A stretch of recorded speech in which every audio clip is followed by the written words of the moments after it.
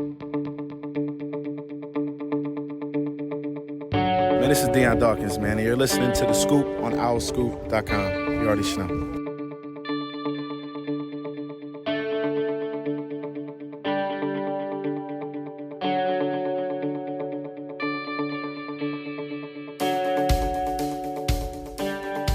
Hi, everybody. Welcome back to The Scoop, OwlScoop.com's podcast. Season 7, episode 36. Perhaps we'll call this the Brian Westbrook episode of The Scoop. I prefer to call it the graduation episode, but Brian Westbrook works just as well. Yeah, we could have both, because we do have two college graduates here on the podcast, along with us me. Two. What's that? Oh, There's only two I am sorry. college graduates on the podcast. John did not graduate. John DiCarlo, a college graduate, but the show's not about me, guys. Joining me today on The Scoop, Sam Cohn, Dante Collinelli, who graduated this week from Temple University's Klein College of Media and Communication. So a little round of applause for you guys. Congratulations to you both. Woo. How you feeling? Fantastic. It's weird. It's very strange. We're officially alumni. I have my little Temple alumni pin around here. They gave us little pins as we walked on stage. For those of you who cannot see us on Zoom, which is everybody, Dan was holding up a little pin to the screen. It's says Temple. Just beautiful. Alumni. Yes. They are already poaching us for money, which we don't have to give them. And fortunately, Dante and I were 4 people apart ish. Yeah, I was wondering about that. Yeah, they were like 3 people. Yeah, there were 3 people between us. The way the line worked out is we were both on opposite ends. Mm-hmm. But when we went up to the front, like when our row stood up to go to get in line on the ramp for them to like call our names, we were right near each other. So we were tapping the side. I'll scoop first, everybody, as we were about to cross the stage. It was fun. That's glorious.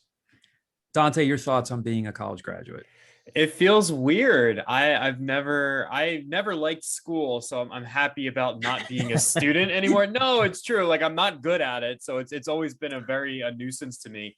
But I am happy. Dante, you took my sports writing class. I can confirm.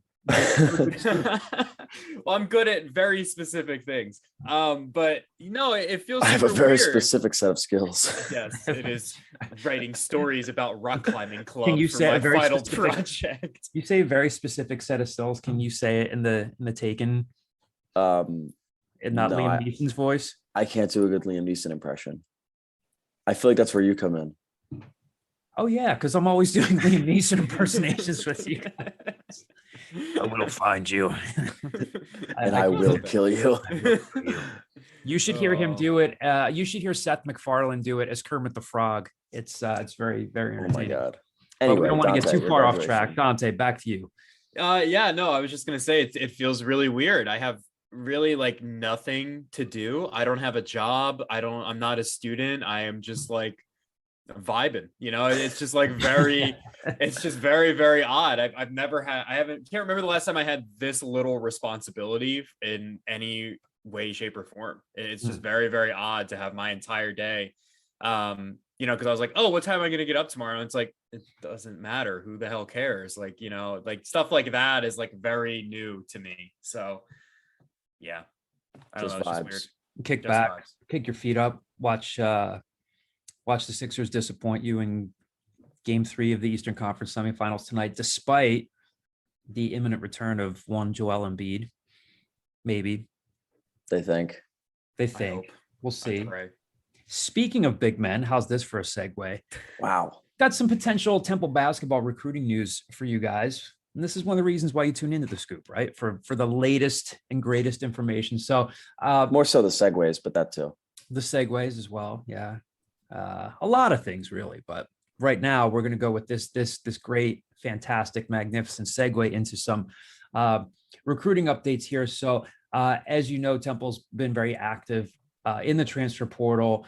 This week they hosted Max Edwards from Kansas State on an official visit, along with Jamille Reynolds from UCF. It sounds like things are headed in the direction he has not announced yet, but we have reason to believe that eventually you are going to hear that UCF big man Jamille Reynolds is eventually going to announce his commitment to Temple, which would be a good thing for the Owls. Statistically, he's not going to blow you away, but he's, about 6'11" right now. I've been told he's up at like 285, and they want to, I think regardless of where he plays, I think any staff would want to see him get his weight down to around 260. But here's a guy who had some pretty decent offers coming out of Lakewood High School in St. Petersburg. At one point during his recruitment, he had offers from programs like Kansas State, Georgia, Florida, South Carolina, Oklahoma State, Arkansas. Miami was in the mix at one point. But I think that there are some people in the college basketball world who see him as a really skilled guy who could really help. The skill is there, just needs to get in shape. So in his 2 seasons at UCF, played in 45 games. He had 13 starts, averaged 4.1 points, 2.4 rebounds on almost 49% shooting. So he'd have 3 seasons of eligibility remaining. So you would add him, if you're Temple, you'd add him to front court, including Core Jonkic from Northern Colorado. And it sounds like from people we've talked to that Temple could be in pretty good shape with Max Edwards and RJ Luis Jr. So that would, at least this week and last week in terms of visits, if they wrap everything up, that would make them 3 for 3 in terms of transfer portal additions. We'll see, but it sounds like as of now, as we're recording this, again, nothing is official yet, but it sounds like things are headed in that direction where Temple could be expecting a verbal commitment from Jamille Reynolds. So Sam, I'll toss this over to you first. I mean, Aaron has talked a lot about, we want to be able to play inside out, and they haven't been able to play inside out because they really haven't had the ability or the personnel to do it. Every once in a while during his career, someone like Jake Forrester would show some brief ability, be able to post up, but he just wasn't good at passing out of double teams or even just being able to pass out of the post, period. He's leaving via the transfer portal. We know about the versatile skill set of someone like Nick Jourdain, and he still has to develop. But let's say high end that, Jamille Reynolds, and we saw him a little bit, during his career at UCF, and has some skill and has that ability. If you get a 6'11", 260-pound Jamille Reynolds with the skill set that people think he has, what does that do for this team if they get a player like him? So 2 things about him, just to preface before the question, is the most impressive thing about Jamille Reynolds to me is that he came into college. He committed to UCF at about 285 and played this past season at around 230. Mm-hmm. That's unbelievable. Now you mentioned, you heard he's back up around 280. What is he? 6'10", 6'11", about 6'10", that, yeah. 6'11", 280s. Could play offensive line for Stan Drayton if he really wanted to. But and after that, we talked to Dante about the type of left tackle or right tackle that he would be. Exactly. Unless you want like a 6'11" center, which would be really intriguing. Dante's eyes just perked up. Yes. But anyway, the other thing that I think really sticks out to me when we think about the guys that they've been able to bring into the portal, just the last 2 years, Sage Tolbert took a step up from SEMO. Corey Jonkic is taking a step up from Northern Colorado. This is a guy who has legitimate experience, I'm going to call it. I mean, he didn't play a ton, but he played in almost every game. Legitimate experience playing in the American. So having that experience, I think, will go a long way. He's used to banging bodies. He's used to playing in this conference. He understands kind of the landscape of the conference, I think, in some capacity. 2 seasons at UCF. But more to your question, from the little that I feel like we've seen of him or I've seen of him, he's got a really nice touch around the rim. I would argue, just again, from the small sample size, it looks like he's got a better touch than Jake Forrester. He's got a better touch than Sage Tolbert. So he can finish around the rim well. He can push guys around down low to create like kind of an extra inch of separation, hit somebody and then kind of fade into a shot or go up into a shot and draw a foul, whatever. He's taken he's not allergic to taking a jump shot from 8 feet plus. That was kind of Jake Forrester, where there was always the conversation of, does he end up expanding his game? Does he try to stay inside? I'm not going to say Jamille's would, if he comes to Temple, would come in and start firing threes or start firing 15-footers with any kind of consistency, but to be able to have that in his bag, to be able to have that in his repertoire, at least goes a long way. So I think if he's always chalked up to be, I mean, a lot of people have said a lot of good things about his potential and his ceiling. If he can cut weight, if he can continue to, gain muscle mass, I guess, like if he turns that weight and gets stronger, whatever comes into Temple, I think he could be a legitimate, legitimate piece in that front court. That's kind of what they need. Yeah, in his last game in a UCF uniform, which was in the conference tournament, they lost 85-69 to Memphis. So he came off the bench in that game, played 21 minutes, 2 of 2 from the floor, 5 rebounds, 3 on the offensive end, 2 of 4 from the line, ended up scoring 6 points, a steal and a block and a turnover. So do I have the context for all those stats? I don't. I can't say I saw that game, but those were his final numbers there. But an intriguing piece for them if it is indeed headed in that direction. We have reason to believe that it is.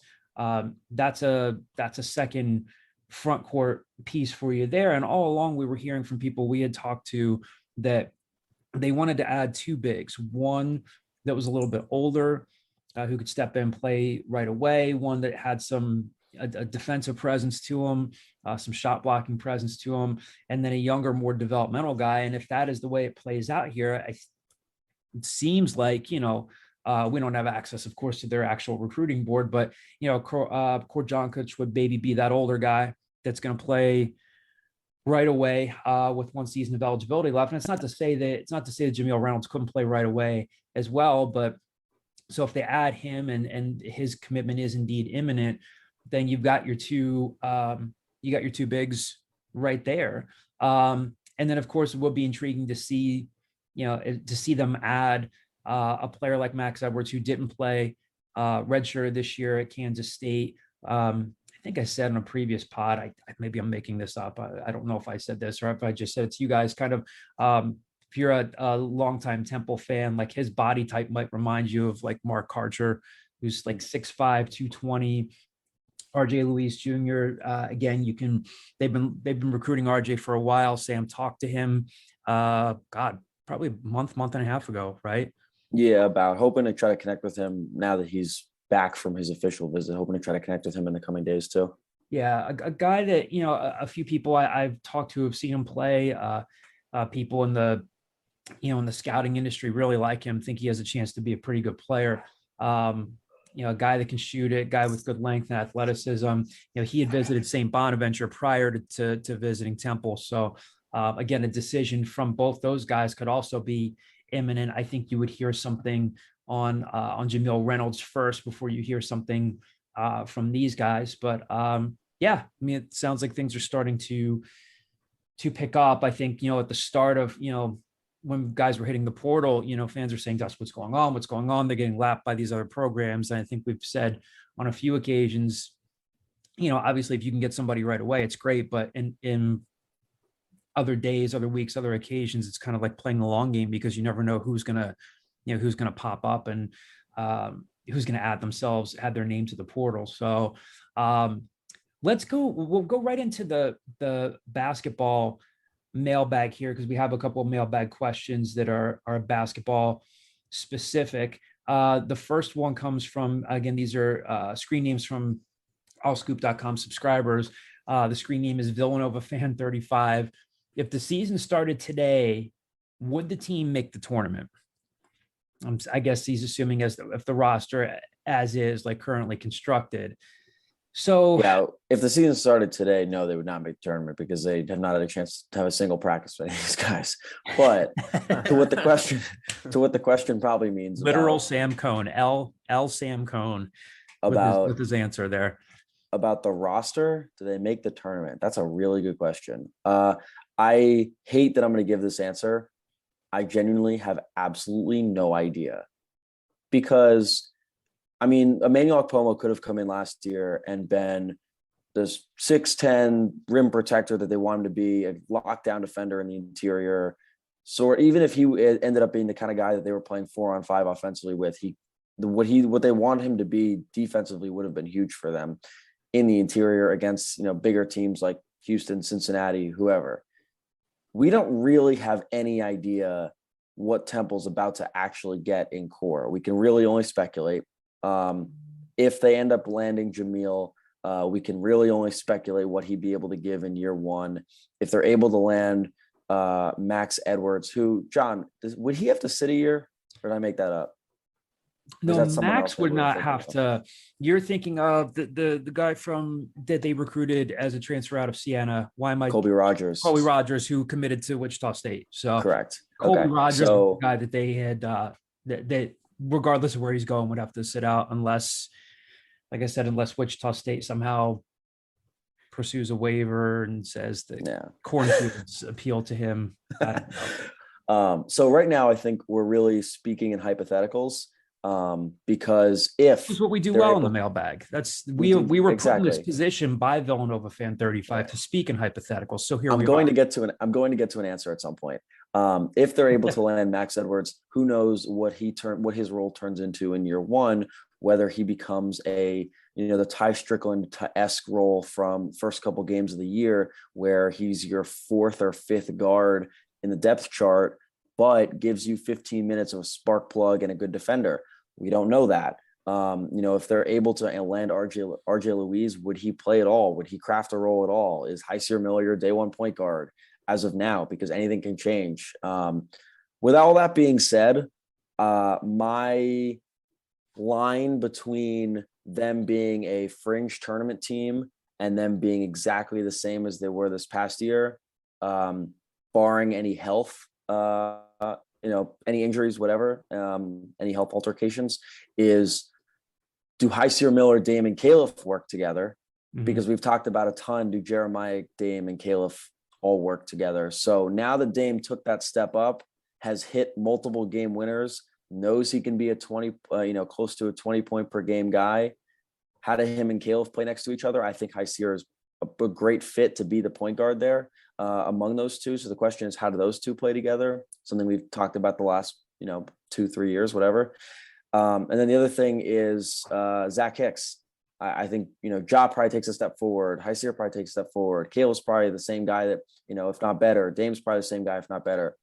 Zach Hicks grow as a defender? Does he become a more consistent shooter? He was really good in the beginning, really good down the stretch. He had a major slump in the middle where he went like 1 for 20 or something ridiculous like that. So does Zach Hicks take a step forward? Which I anticipate he will, but what does Zach Hicks look like as something beyond a 3-point shooter? Is he knocking down more and taking more 12-footers? Is he getting to the basket at all? Is he a better defender?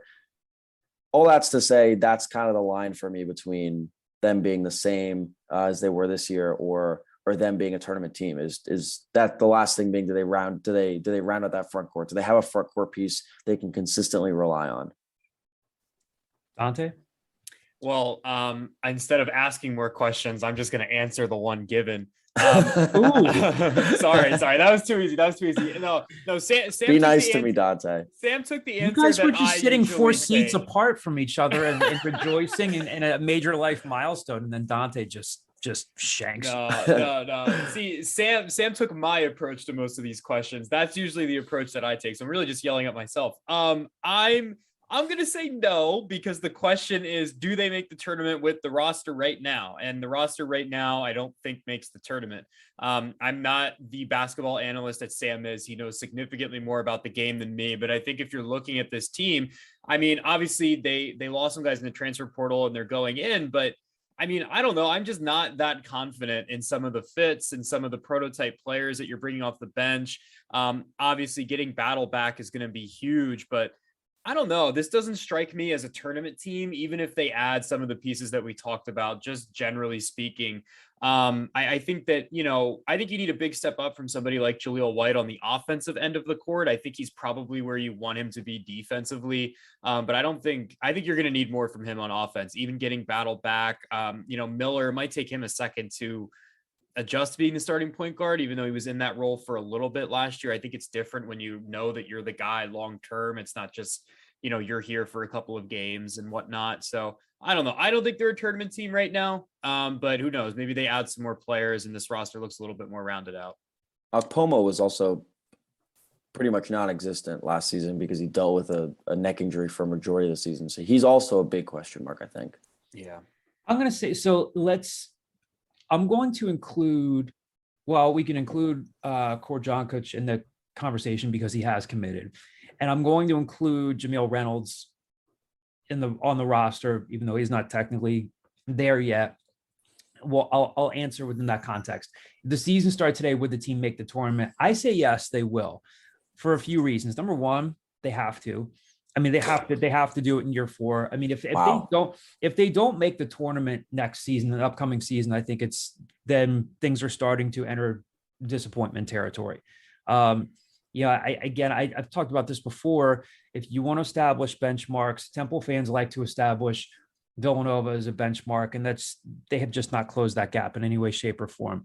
Even if Jay Wright is retiring and Kyle Neptune's the coach, they have 3 national championships in their history, but 2 within the last 5 or 6 years. Your benchmark here is Houston. Kelvin Sampson got them to the tournament in year 4. The expectation should be the same for Temple next year. So I am going to make a professional / reasonable assumption that, like you alluded to, Caleb Battle gets better, Hysier Miller gets better, Jaleel White gets better, Damian Dunn gets better. One of the missing pieces there is just the post presence. Now, again, if they can get some energy, some rebounding, some shot blocking, some just basically cleaning up around the rim from a guy like John Kutch. I'm not saying that he's gonna, post up and be a guy that you can work the ball through on every single possession. I don't know that that's his game, but if he is competent around the rim and he's athletic and he can affect the game down there, and if Jamille Reynolds can affect the game down there, that's more than you were getting. I don't know what they'll get out of Emmanuel Okpomo. I think he has some skill. I think he has some ability. I think he was a little bit more hurt than we thought. Now, again, heading into this past season, nobody thought that he was going to come in and average a double-double. He was seen as a developmental guy. So now if I'm Emmanuel Okpomo, I'm saying, all right, these guys are bringing in some serious competition from me. So maybe you get a little bit more out of him, but I just think that you have to get better there. And I think if everybody makes the progression that you think that they can make, and I haven't even talked about, Zach Hicks, who can shoot the hell out of the ball.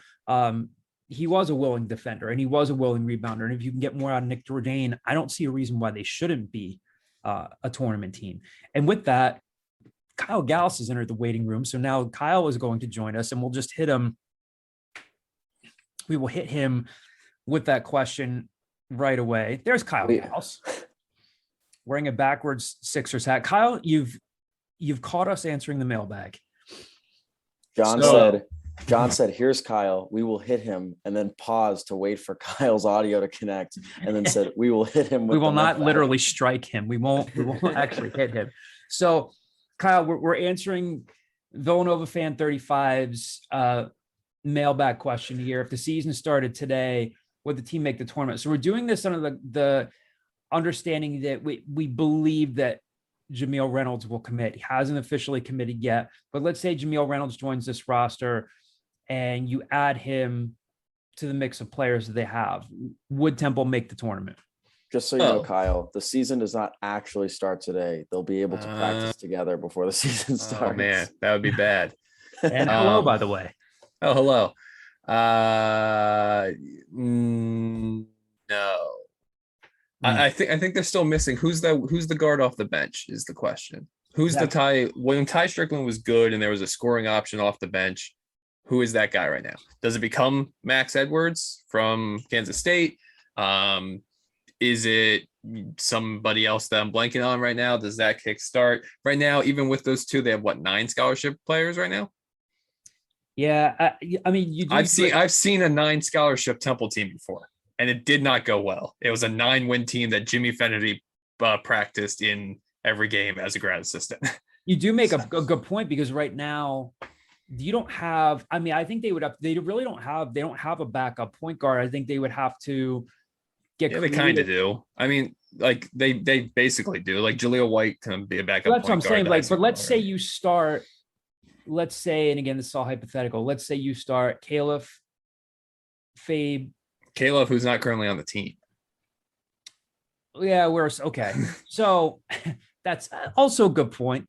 He is declared for the draft with the option of returning based off the feedback he gets. Now, I don't know. Maybe he will get feedback over the next few weeks. Says, yeah, you can be a first round pick. Now that obviously gets really interesting if he doesn't come back. But if you assume that he's coming back, you have Caleb Battle, Heisler Miller, Jaleel White, Damian Dunn, and then whoever they might start at that 5th position, whether that is Korjonkic, whether they start Nick Jourdain, whether, if they bring in Jamille Reynolds and he sheds some weight. I put him in there as a potential starter in our podcast script, and you were just livid.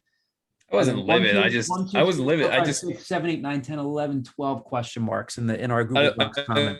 I don't know if you know, but if you hold down a button on a keyboard, it repeats that character. So it wasn't me going like question mark, question mark, question mark, question.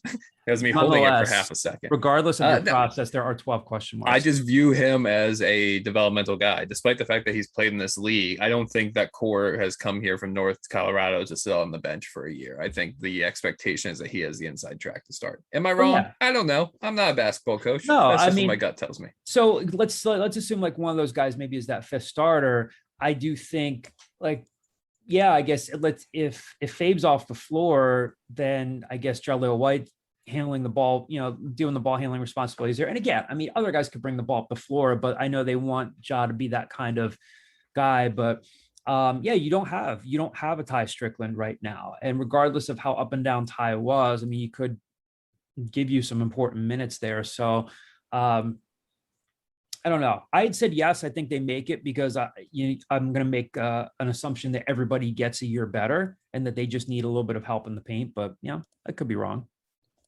Well, really quickly, when Kyle doesn't listen back to the first part of this pod, he would hypothetically laugh.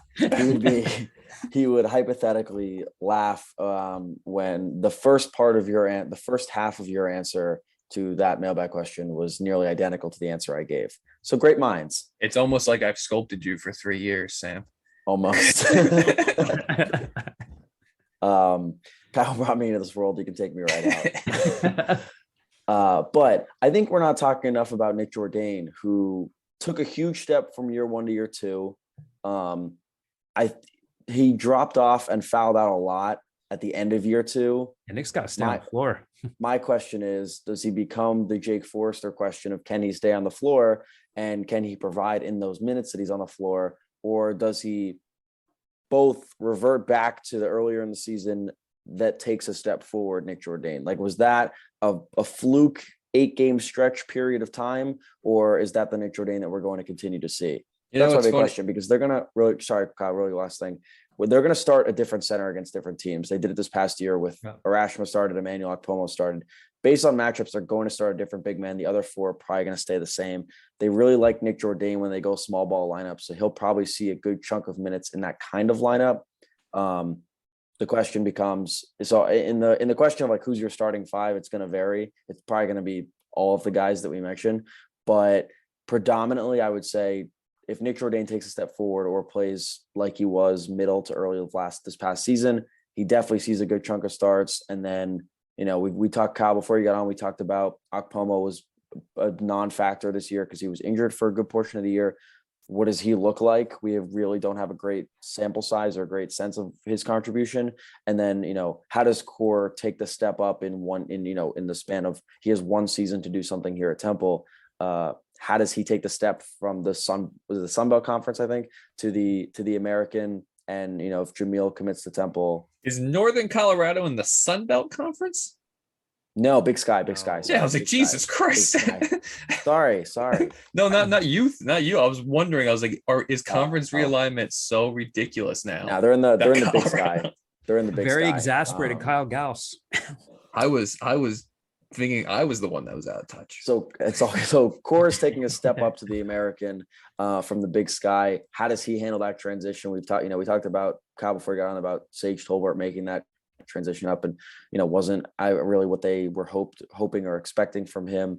And I think if Jamille Reynolds comes in, again, we talked about this before about having some experience in the American, at least plays is a plus in his favor. Anyway, Kyle, go ahead. Yeah, you're good. 2 comments I had there one was it's funny that one of the teams they typically have to bring out a bigger big man against, they just took a center from.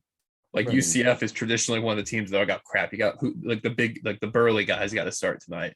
and you just took that guy from UCF. So maybe that'll help.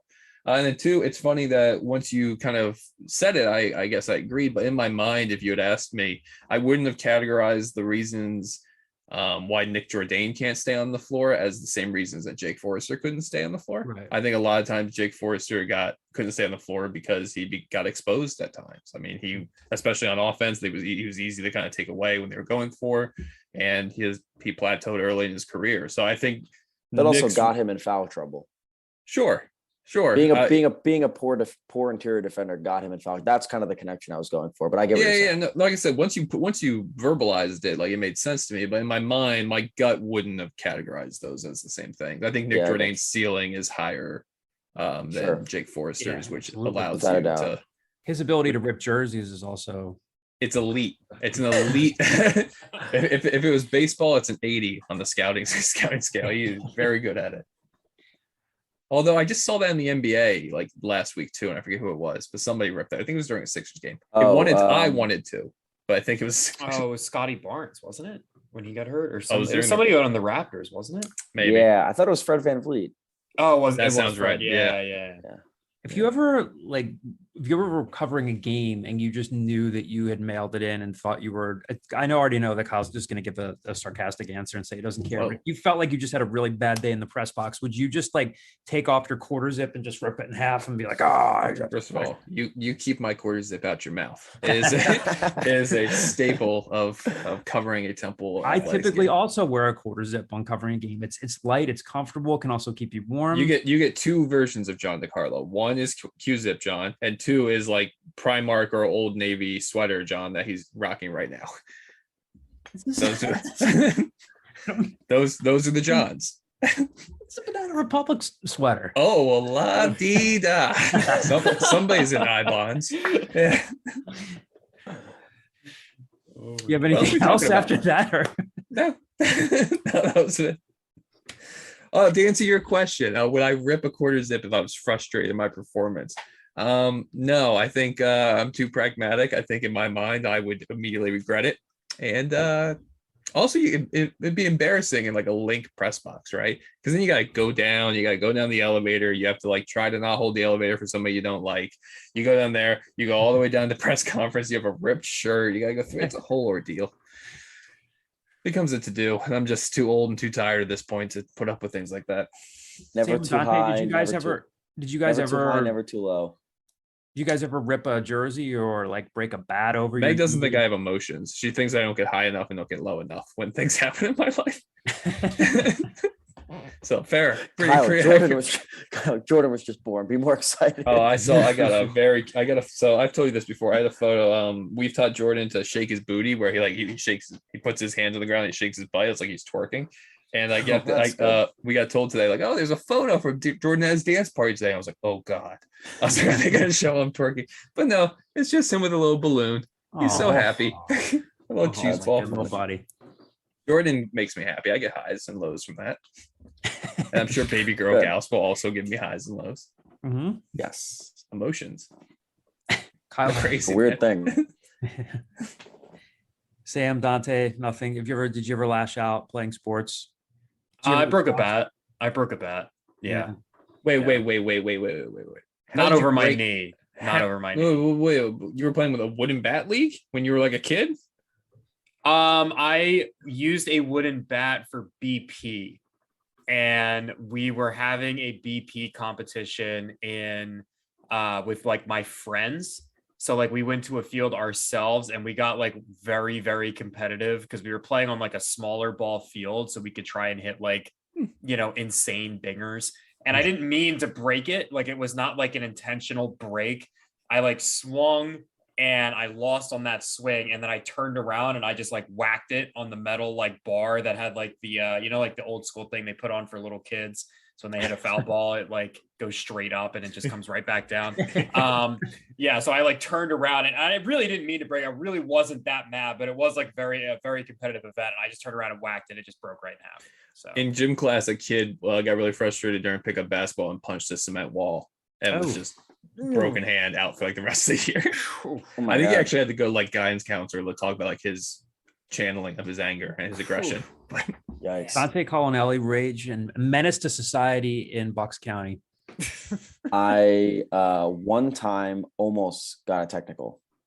Mm. Almost and got then you Almost. pulled yourself back. You say, you know what? That doesn't help the team. exactly. Almost Met- got teed up one time. We got like a little separated and it was fine. I move on with our lives. Met Mr. and Mrs. Cohn at Yes. graduation this week. Just tremendous people, lovely people. I like to think so. Tried to get some embarrassing stories out of them about Sam. They didn't give me much. They didn't give me Other much. than his I was gonna say mental. Wow. Other than his medical conditions. Yeah. Anyway, no, we have one more mailbag question here on the basketball end of things before we close things out with some football updates here. The other mailbag question here from the screen name, what to you? Aaron McKee just hired you as his new assistant coach. What would your recruiting pitch be to a recruit on why they should come to Temple? Let's frame this real quick. What type of recruit is it? I don't know. Is it a big? Is it a transfer? Is it a high school guard? What to you? Set the scene for yourself, Kyle. Yeah, you set. Who do you want want to recruit? If I'm recruiting a guard to fill this role of like a Ty Strickland thing, I'm pointing at the last 3 years of film where I say I give my guards a lot of freedom, and we're definitely a guard-oriented offense. And I have 25, 30 minutes a game and probably 14 shots to go. Come get it. If I'm a big, I'm like, dear God, please, like, look at the baseline. We've had some terrible bigs here that have started a lot of games. You cannot do worse than some of this. Please come. Please come. Temple's transfers of bigs is just throwing darts at the board, and eventually you have to hope that one of them hits. So spray and pray, baby. Yes.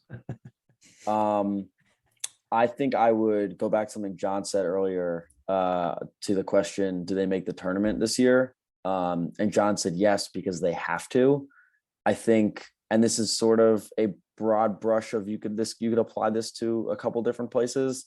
When you're recruiting someone, I think if you're bringing someone in, Temple is in a position where they either take a step forward to be a top three. I mean, they were fourth in the conference, to be a top three team in the conference, fighting for an automatic bid or a legitimate chance to be a bubble team to a tournament team.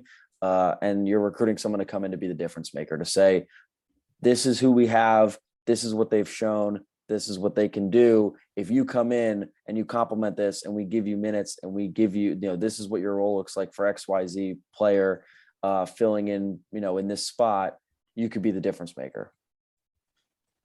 That would be or this person left, you're bringing a guard, maybe Jeremiah Williams left. We have Hysier Miller. We want you to come in and compete with him for those point guard minutes, because that's the difference between our backcourt. If you're Temple, I'm speaking from Temple's perspective, that's the difference in our backcourt being, getting better or getting worse. Dante, we'll adapt this, change it up a bit for you for football. This is not what to use question, but Stan Drayton just hired you as his new assistant coach. What assistant coaching job would you want? This is an easier question. This is a much easier question. Assistant coaching job would I want? I don't know. I feel like I'd want to be assistant to either the D line coach or the quarterbacks coach.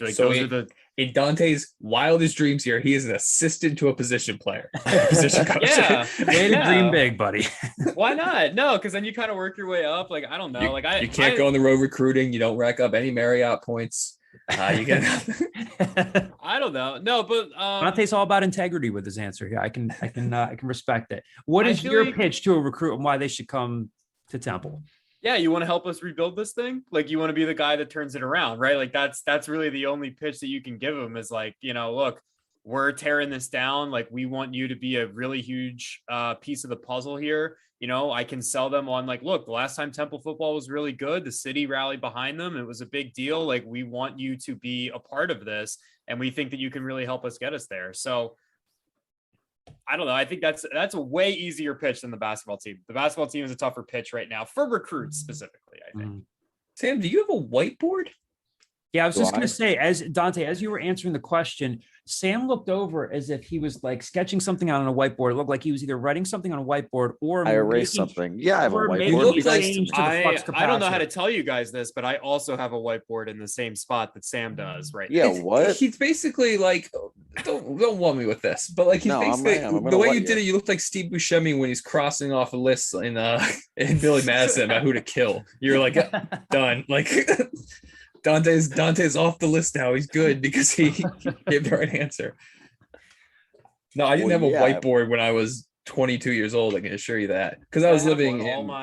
All my finals are up here. I crossed them all out. I Yeah. just forgot It to is erase called them. 2022, boys. It's There is called a to-do list. there are a million digital. Use OneNote. Use anything. Like, there's a million different ways to do this. I have it in my phone too.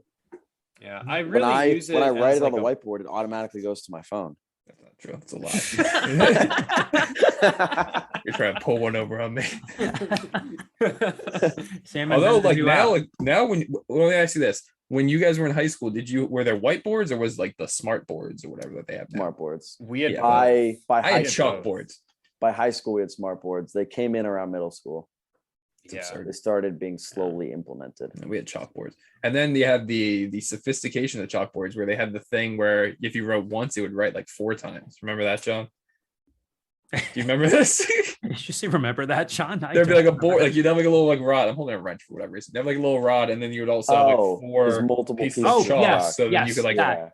you can write. That I multiple. remember. Yes. Yeah. I thought you were talking about some sort of like early technological advancement. I was gonna say, That's what I thought he was saying too. No, no. chalk. No. Chalk's been around for a while. Yes, chalk. Yes.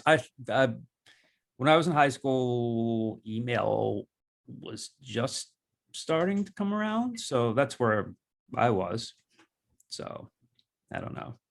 Don't you raise your eyebrows at me, Dante. Collinelli. No, I'm just like trying to imagine having to have like a conversation about like a missed assignment in person instead of over. Oh, yeah. email. Oh, so That- many. that I used to have to get my sucks. assignment book signed every day because I was one of those kids that just didn't do homework for like 3 years. That's And good. they'd make your parents sign it. Like you'd have to go, you have to get the teacher to sign it and be like, these are his assignments for today. And then you'd have to take that home and you'd get your parents to sign that they acknowledge that they know that you have these assignments. So it was technologically that would have been worse Yeah, that for- sounds awful. for my educational career because I would have just found a way to delete the correspondence. Like, Well, nice little. what else trip did we down talk memory about? Give me a synopsis on what you guys talked about for the first 35 minutes. Well, mostly about what we believe will be like the imminent news that Minute. Temple feels like it's in pretty good shape with Jamille Reynolds, and that we could expect a verbal commitment. Well, from he's him. announcing today, regardless. We know that. He's announcing with 313 edits. Oh, well, there you go. So we expect that he will announce. Temple talked about the fact that they depending on how things go, and a couple of people I've talked to, they could be also in pretty good shape with Max Edwards from Kansas State and RJ Lewis Jr. Of course, like we mentioned earlier, before Kyle hopped on, RJ Lewis was on the same official visit or was here at the same time, here in Philadelphia at the same time as Jamille Reynolds. Max Edwards was in last week, correct? So, so we talked about that. You Talked about graduation. Talked about, yes, looking at 2 college graduates here. At the outset of Look the at pod, I 4 said, college there- graduates. Thank you very much. Yes, well, I made that same mistake, and at the outset, I said we have 2 college graduates on the pod. They looked at me as if to say, You're like, I just slipped through the cracks, man. It was easier. Once you're in, you're good. Your degree only matters to get you in. After that, you take care of it. So Kyle, do you have any memories from your college graduation, or no? I didn't go to my college grad. I went to my master's. I walked for my master's, but I was one of the kids that had like you had to be within 9 credits or something to to walk in May, and I didn't graduate until August after my senior year, so it wasn't an option for me. But to answer your question, do I have any memories of it? Not particularly. That was a long time ago. I'm proud of you both for accomplishing this. My little men that could. My little Graduated from men boys that from boys to men, if you will. Oh my goodness. That's a who better have one. come to the end of the road, we should say. That's a reference to a Boys to Men song, guys. That Gotcha. Kyle got, but Sam and Dante didn't get. Could not tell you. Yeah, You don't know a single Boys to Men song? not a single one. Motown Philly? Never heard of it. You listen to too much Jack Harlow? I have never listened to a single Jack Harlow song willingly. Sam loves him. I mean, he has the That's number one song. fine. I like I- Jack Harlow. Which episode- I have- he has the number 1 song in the nation right now. The Yeah, I've fact never that if I really was him, thought- I would have renegotiated my Alcella thing. Because like, look, you're probably paying me like 15 grand or whatever to be here for Alcella because you booked me a year in advance.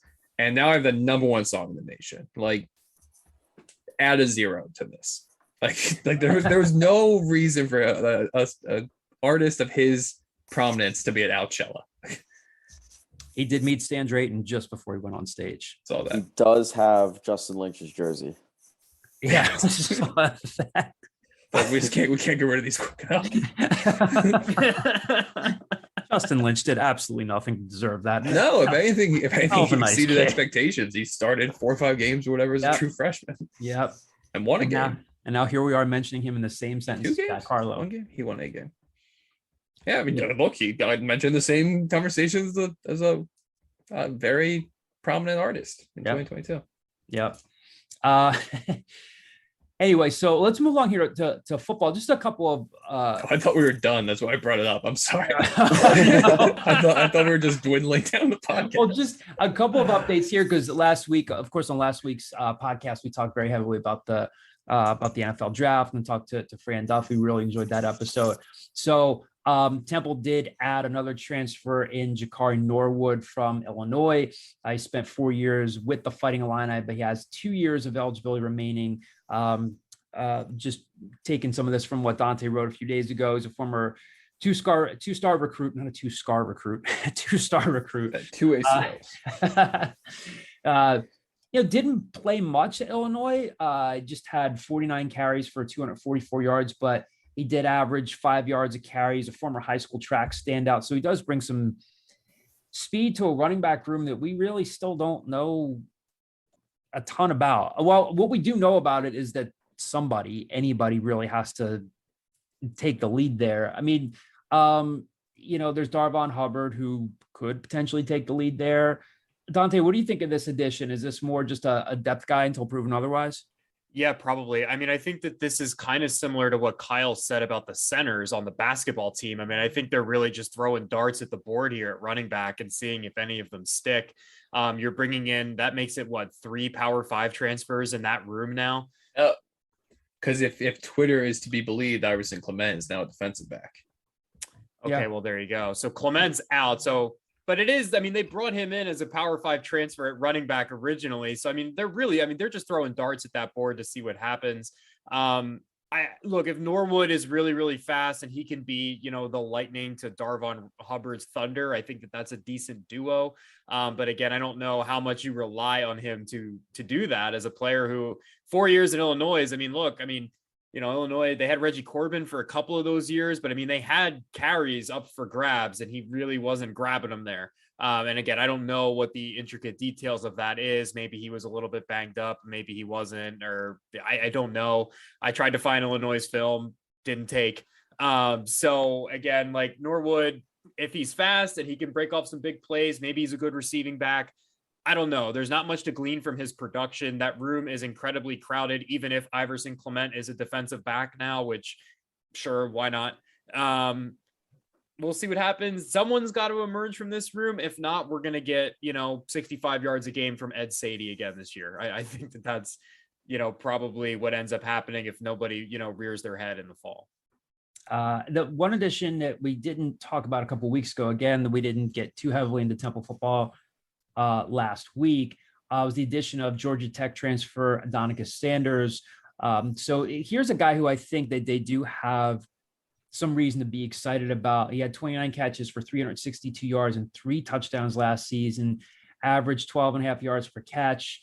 He's dealt with some injuries, but he seems to be hitting his stride now. Temple officially announced his arrival today.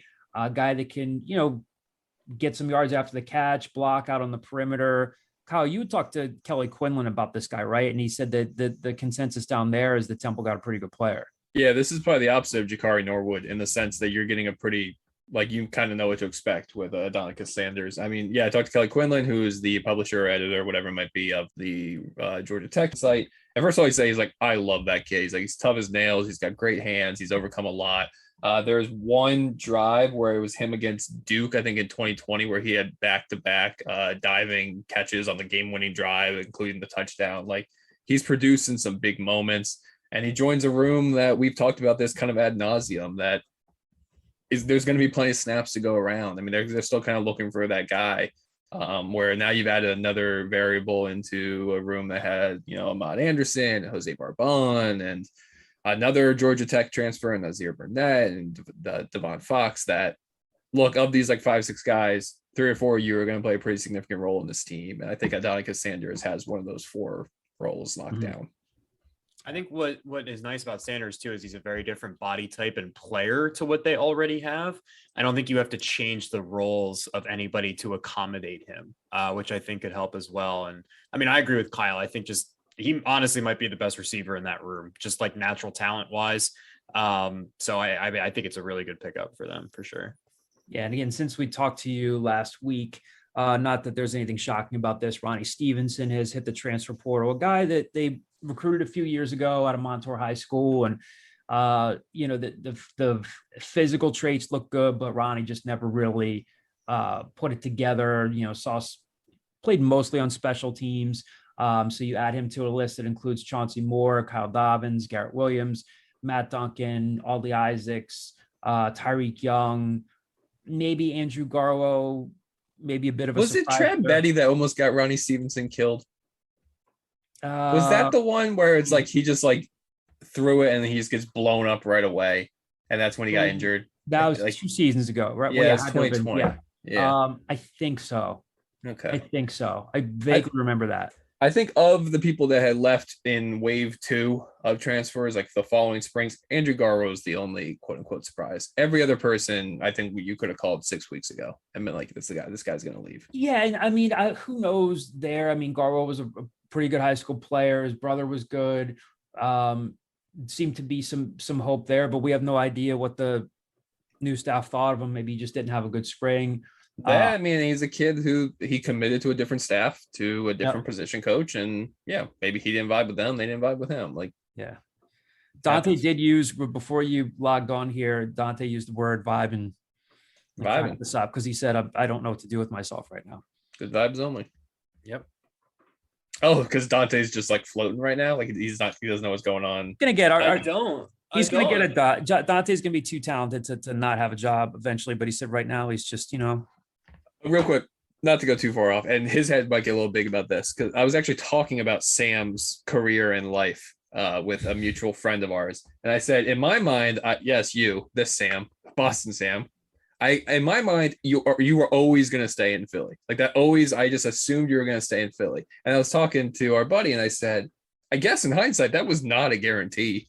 Like he's not from here. Not. If anything, like he could have gotten a job anywhere else or gone anything else. But in my mind, I always knew you were going to stay.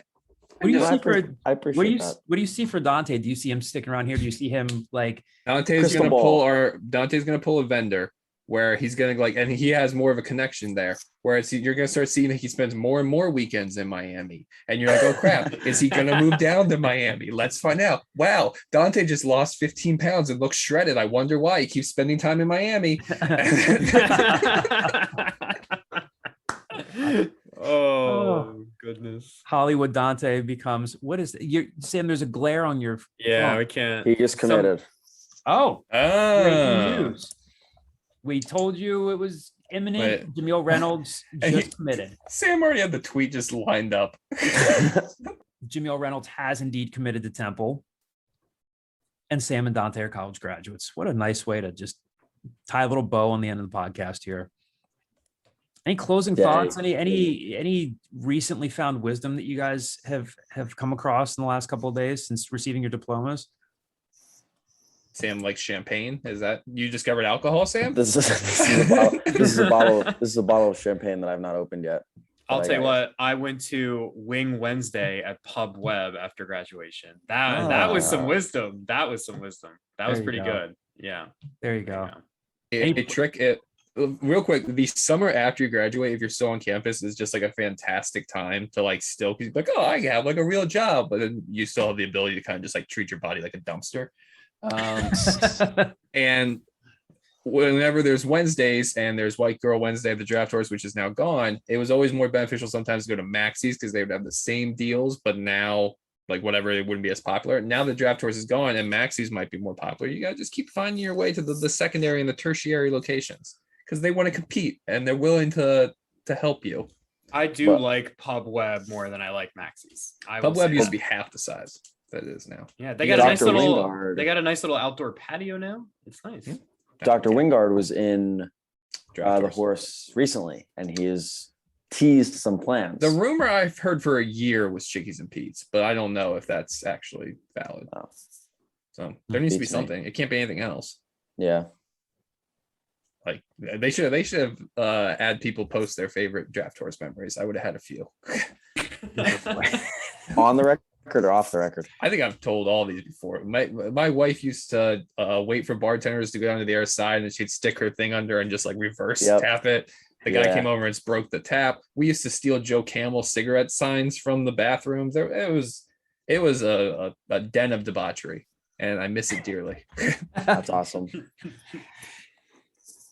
Draft horse didn't exist when I was in college, but again, a lot of things. Were there bars at Temple back then? There was, so where Maxie's is used to be called, what the hell was it? Salad Alley. And I can't remember if you could got turned up at Salad Alley last night. Oh God. I think that was about it. No, you'd have to just go to like Kellyanne's or one of the places in Fairmount to go. It was always funny, like when you would do like tours, they would be like, "We're a dry campus," as they walked you past Maxie's.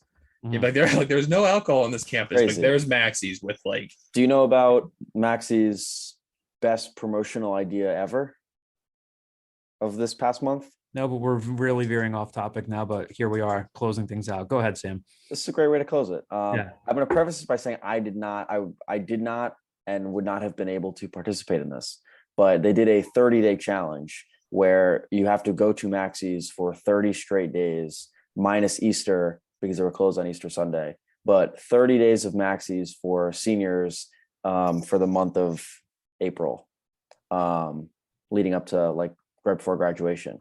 And you get a t-shirt and you're in the picture of the first class of the Maxie's 30-day challenge.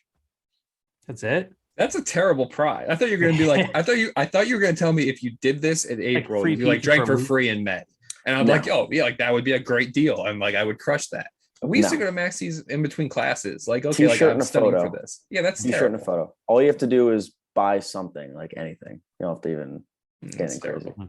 I could market for these people. Makes the money. BOGO beers. That's our first thing at Kyle's House of Brews. Oh my goodness. Well, congratulations once again to Dante Collinelli and Sam Cohn. Graduated from Temple we University. got our third Aaron McKee tweet of the day. He's active. Yep. A lot happening right now. I guess we'll have more to talk about next week. Maybe some more recruiting news in both the football and basketball worlds. And thanks for mailbag questions. And we'll talk to you guys soon.